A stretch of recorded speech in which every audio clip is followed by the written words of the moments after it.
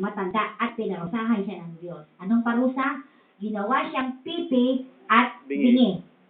Bulag pipi. Ibig sabihin,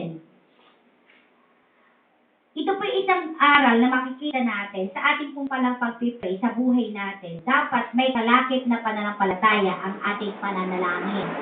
Salamat na lamang sapagkat sa pagkakataong ito, bagaman nagbumaba ang pananampalataya sa kanya, si Elizabeth tumubo ng mas mataas ang level ng kanyang pananampalataya. At ang sabi po dito sa talata na ito, okay, tinan niyo po ha.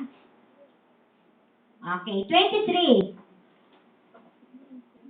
Nang matapos ang panahon ng kanyang paglilingkod, umuwi na siya, pipi na siya noon, tsaka bingi. Hindi na siya nakakapagsalita. Ang tangi na lang kanyang kayang gawin ay umaksyon o magmostra, sign language, na siya nakakita ng pangitain, kaya siya napipi. Sa verse 24, hindi nga natagal. Ano nangyari? Naglihi si Elizabeth at hindi ito umalis ng bahay sa loob ng 5 buwan. Sapagkat masela na maglihi ang isang matanda na, kailangan niyang magstay in sa bahay.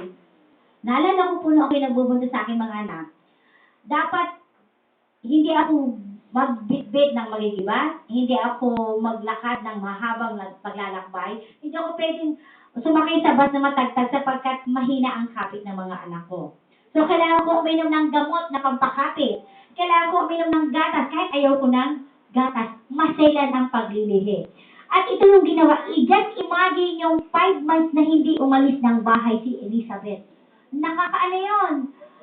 Nakakabagot. Nakakaputi ng kutis.